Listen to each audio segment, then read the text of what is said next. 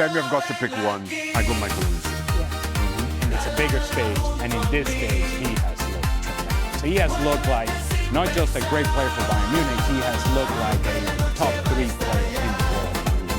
Lamine Yamal, following their last match, and obviously the possibility of playing against France in the semi-final, he was asked about this, and very calmly, without any sort of doubt or concerns, we're not afraid of France.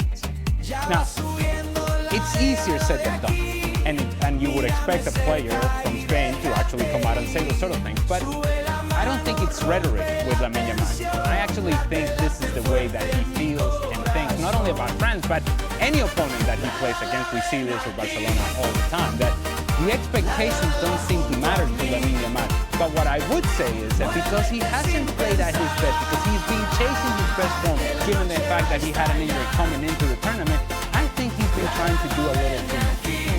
And perhaps that's where Luis de la Fuente has to get a hold of Lamine Yamal and say, you do you. You do you, because doing you is going to be good enough to beat whoever's in front of you. Don't try to chase it. Don't try to force it. Don't try to make things happen just because you feel like you have to have the hopes of a nation on your shoulders. You play your game, and that's going to be good enough to get past the guy in front of you. Is this the most lethal attack that we've seen? In this tournament, 100%. Let's wax lyrical about it. It's not even close, to be honest with you. The ceiling for France is so much higher than everybody else. They can hit you from so many different angles. They can hit you individually. They can hit you as a group. Ousmane Dembele can beat you individually. Mbappe can beat you individually. Michael Olise, he's just flowing. He seems like I have a free roll and just go get the ball wherever he wants to. He feels the game so well. And I haven't even spoken about Due or Barcola. Look, there's just too much. It's too much. France, too much. and so if they are at their best, if they play to their potential, nobody is beating. Not just Spain. Nobody is beating. France is scary. These are the scenes in Madrid as Spain book a place in the World Cup Final, defeating France by 2-0. Lamine Yamal and the rest of the squad completely shut Moreno up after tearing apart France, the team with the supposedly 4 most terrifying attackers in the world, as Moreno himself described them. So what is Moreno going to say now after watching Spain beat France 2-0? Stick with me to see just how badly the critics have been exposed after Spain proved that France had been fooling everyone with wins over Paraguay, Morocco, Senegal, and Norway's B team. Wow. Spain dominated right from the start. We'd seen Lamine Yamal win a penalty, Oyarzabal convert it, and a beautiful team goal with Pedro Porro guaranteed the victory for Spain, who thoroughly deserved this victory, who dominated from the start, and are through to the final, Craig, very much on merit. Well, definitely the best game of the tournament. Surprised a little bit a lot by France. How not until the end they never really threatened Unai Simon, particularly in the first half. But Spain, we know they're good on the ball, but they've been super organised defensively this tournament. Only 1 goal, that was the game against Belgium. And for most part of this game, they looked solid tonight. A really, really professional performance from Spain, some good goals, and really nullified the Dembeles, the Michael Olise. You know, guys that have Kylian Mbappe, guys that have lit it up for France when they've been struggling, guys that have lit it up for their clubs.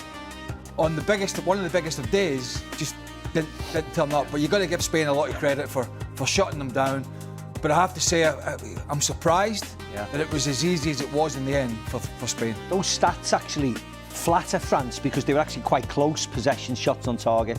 But as Craig rightly said, Spain dominated the game, didn't they? France got a couple of efforts near the end of the game, but in general, Spain were excellent, and to nullify France, who have, as you said, who've been scoring 3s and 4s and 2s and 3s every single game, you thought they'd just come today and exploit the Porros, the Koubarsis, the Laporte, of course, who's playing in Saudi Arabia, but they made us all look like fools. I thought everybody thought France would get to the final, and Spain were incredibly dominant today. Very, very good performance from the Spanish. Before that final, there was a debate in France. If France didn't win that World Cup, would it be a failure or a deception? And I would have gone, say, if you play a good game, if you give 100% and you hit the post 3 times and you lose 1-0 on penalty shootout, it can be a deception. But today, it's both of them. Because that was a failure. That game wasn't a good game. As you said, Spain deserved 100% to win. We didn't see anything coming from France being good. I think we can't find any chances that they could score. Maybe the doué at the when Unai Simon stopped the shot. But otherwise, Spain were above France everywhere, and that's why you want to say hat off to the Spanish team. And you go back, yeah, disappointed, but you have to learn your lesson. It's hard. The World Cup is hard because, yeah, you don't need to run fast, at the beginning if you slow down very close to the final. And it's what happened to the French team. De La Fuente got everything right. Yes. Didn't he, Santi? You take a look. You've got Pedri on the bench, for crying out loud. Amazing collective. Well, that is the coach taking a risk and believing in what he's doing. But it's an amazing collective effort from Spain. Towards the tactical aspect of the game, because they dominated, not from the beginning. I think the first 15-20 minutes, France pushed forward. They were pushing with the fullbacks, Digne and Koundé. But then, after the first mistake that France makes, and one of the first incursions from Cucurella on the outside, that he crosses a mistake, a childish mistake, that punished very, very heavily France, because once Spain it's on top of you with 1 goal, and with that kind of possession of the ball, it makes it much more difficult. Yeah, the first goal was incredibly important today, and it was a penalty, obviously. Yeah, it was a definite penalty, but it was but it was fairly amateurish, wasn't it? Going up in the air, not looking where you're clearing your lines. That effectively changes the game in a game of this magnitude, with such fine margins. To give a penalty away and go behind, you thought. But then there was no response really from. No, it could have been. But sorry, it's okay, it's okay. It could have been worse. Olise could have been red carded as well because of the tackle from behind. Even if Maka thinks no. Well, he played in England. I did too, but I was making the tackle. He was crying, but at that time, whatever. But that could have been worse. And yes, that's the thing that I can't stand is the fact that we didn't have any reaction. That maybe because Spain has a real thought about what they have to do on the field. That is very solid. Without the ball. Yeah, without the ball. They know exactly what they have to do without the ball. They for sure know what they have to do with the ball. France, you just wait. Normally it's what it is, the patient. You have a tactical defensive action, let's say, wait for them, and then in transition go fast.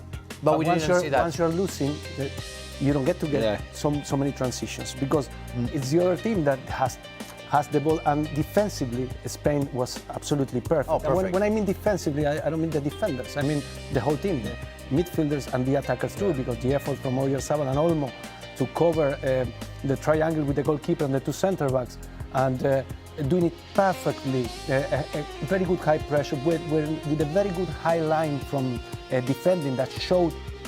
In the 36th minute, I think there are a few 2 or 3 plays in a row in which Mbappé tries to run behind the back, and he gets caught offside. And I think those plays show how well trained is. You put Laporte. If you said Kubasi and Laporte, that's what I meant. Against this front 4, you'd have said they're going to get caught running in behind. They're going to get caught, but they rarely put themselves in a bad position. What was France's best chance? Doué when the goalkeeper's out. But Spain squeezed the game, but not crazy. No, but with every player, with the midfield. With Rodri, and they squeezed the game, but they made sure they didn't leave like almost a whole half. But then you have the goalkeeper, one chance with Mbappé running behind the back. And the goalkeeper, Unai, is in a very good position. So this is a system. That's a team effort. Exactly. That's a real team effort. But I have to say, I'm sorry, but I didn't expect Laporte to be at that level. Playing in Saudi Arabia and being French. No, but he's lucky he's not French now, isn't he? Well, we say that about Olise. Awful third, fourth playoff. Yeah, we said that about Olise at the beginning of the World Cup. So no, we are. It's a backup, but really, what Laporte did with Kubasi was absolutely fantastic. You feel that he needs somebody like that next to him at Barcelona. Let's give that experience. Let's give Cucurella and Porro to. Oh yes, perfect. Because when Porro plays for Tottenham, he's very inconsistent. Yeah. But he looks much better in this. Well, he's been fantastic. Spain side. But you talk about big decisions from De La Fuentes. You know, and we talked about Roberto Martinez in Portugal and Ronaldo and how he sort of bowed to Ronaldo. You know, he's in 40 odd years old. You got to make a big decision. He started with Fabian Ruiz. He then benched him for Dani Olmo. He then brings in Moreno, particularly off the bench. He then drops Pedri. This is a coach with a lot less experience than Roberto Martinez. A lot less experience, and so he's made these big less calls. experience professionally, but De La Fuente yeah. a huge experience. Yes, I mean in terms of the professional ranks. Yeah. I know he's coached, you know, a lot with. But on another that's hand, a big call with Pedri over the last couple of games. Yeah, but on another hand, you really have to question Didier Deschamps why he decided to put back to Tchouaméni, where Tchouaméni just came back from injury. When you had Kone, we were the best French player in the knockout game before, and you wonder, so why do you change that? Why do the guy is always on top of it when he has the ball? Kone always go forward. Where we know Tchouaméni can slow down the game a little bit, or of course maybe defensively is better because he played for Real Madrid. Maybe he knows the Spanish players more or in a better way. But I didn't understand that move. So maybe Didier will explain why, because it doesn't make any sense for me. I didn't expect any changes from France for this game. Yeah, Barcola maybe. But this is it's always the same. When coaches lose. make the changes and then you lose, and then you with the Monday newspaper we can. Santi, that's what we do.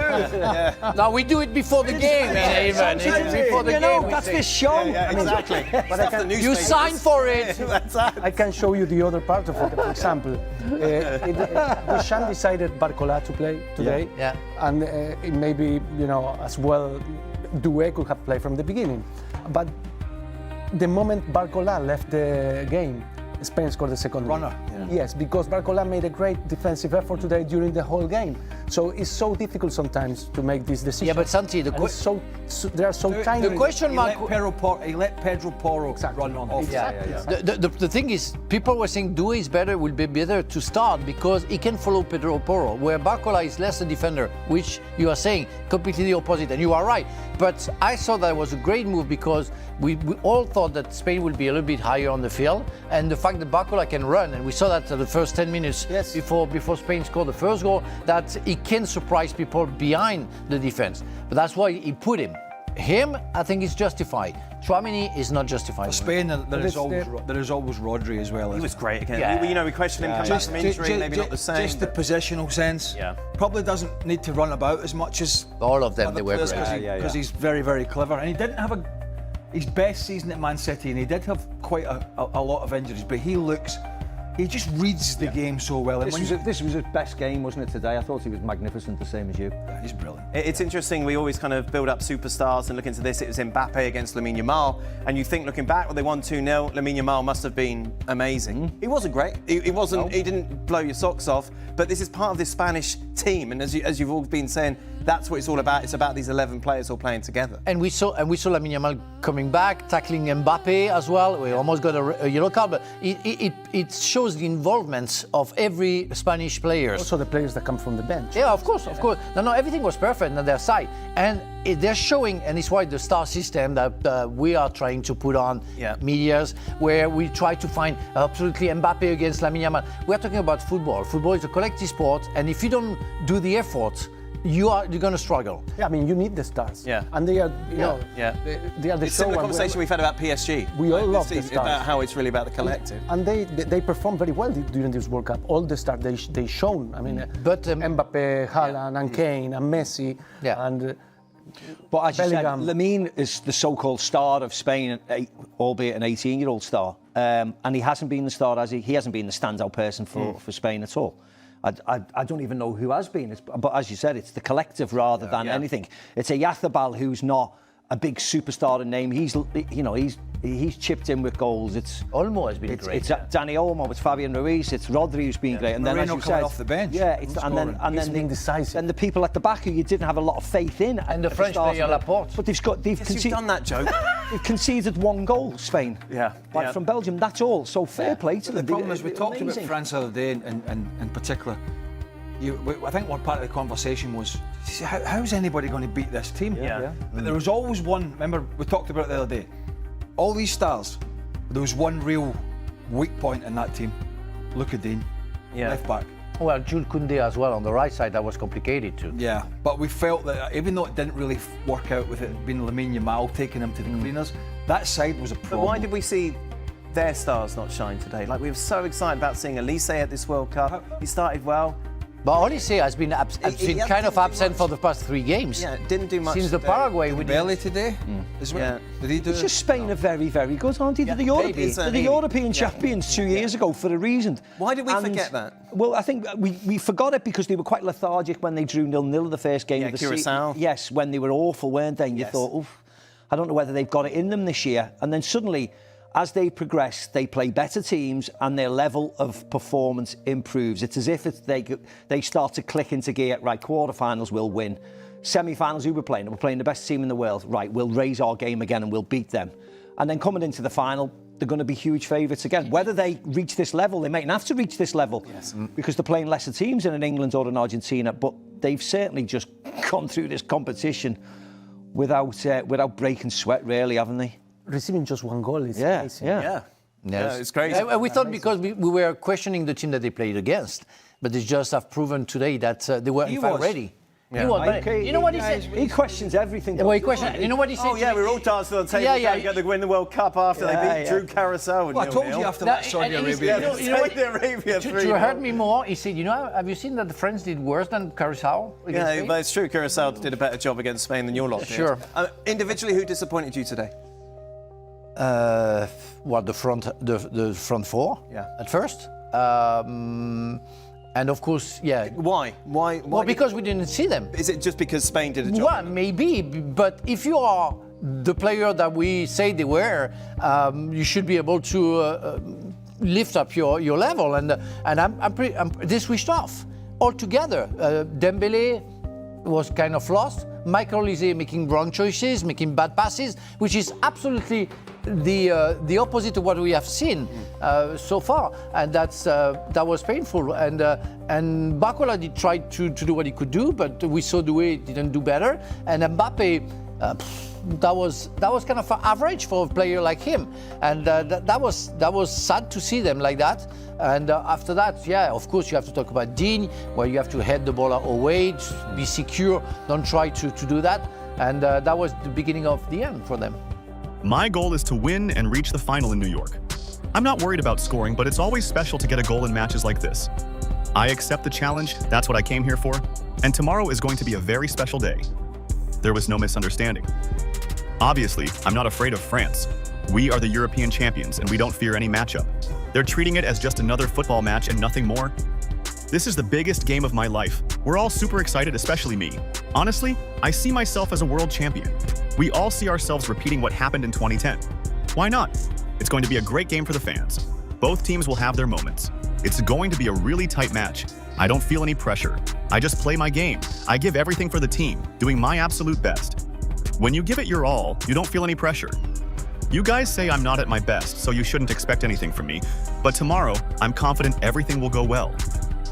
Lamine sent Mbappe a warning and delivered once again. It's crazy how confident this kid is. Plus, he doesn't feel any pressure at all, and that was obvious in the press conference with those gold chains around his neck. This is Lamine Yamal Mbappe. Lamine Yamal is going to have to start believing in numerology and order a diamond 19 pendant to hang on one of those gold chains he bought himself for his 19th birthday. Wearing the number 19 on his back, exactly 19 minutes into the first half with the clock's second hand, also pointing to 19 to Cucurella, played the ball to him. And Digne made a massive blunder, giving Lamine what was basically a penalty in the form of a free kick. Honestly, the Aston Villa defender would have never made that challenge if it were anyone else. But that's just the kind of player the star from Roccafonda is. At just 19 years old, he's headed to the World Cup final, and so is Kubarsi, who is the exact same age. We might really have to start looking at this number 19 as something magical. After all, the final will be played on July 19th in New York, New Jersey. Not that this team needs any supernatural help. Everything they need is already right there in the players' boots. But that number 19 man, what a lucky charm. It brought so much joy to the team in Dallas. The referee did rule out one of Lamine's goals for offside, but the quality of his finish suggests the Barcelona star is saving a few more surprises for the final. Lamine was absolutely sure Spain was the favorite. Mbappe had never beaten Lamine in a knockout match, and between the national team and Barca, Lamine was already on a 6-game winning streak. He was so relaxed that he even took the time to give his little brother Kane a haircut. A football match didn't stress him out at all, even if it was the one to book their ticket to New York. Lamine had everything he needed to be happy: his family, his girlfriend Inés Garcia, and his buddies from the squad. Because that's the secret. This group has a blast whenever they play, go out for dinner, hang out at the hotel, or travel on the plane. Up in the VIP box, there were 4 legendary world champions from the South Africa tournament: Puyol, Xavi, Sergio Ramos, and Iker Casillas. Vicente Del Bosque's side played some beautiful football back then, but this team's absolute thrashing of an incredible French side was one for the history books. Sitting with them were Usain Bolt and the actor Javier Bardem, who is basically a lucky charm for the national team. They caught up with Joan Laporta and Deco, who were spotted hugging Stoichkov and getting along great with Gianni Infantino. Infantino announced that the World Cup in 4 years will be held at the Camp Nou, maybe even hosting the final, which wouldn't be half bad. Lamine Yamal, the Barcelona star, beat Digne to the ball. Digne didn't see Oyarzabal coming, and instead of clearing the danger, clattered into him. Milan goalkeeper. Maignan guessed right and dived to his left, just as Kylian Mbappe was pointing, but the ball was too close to the post and had too much height on it, making it impossible to reach. Spain's goal meant that, for the first time in the entire tournament, Didier Deschamps' side found themselves trailing. Deschamps is the manager with the most World Cup matches under his belt.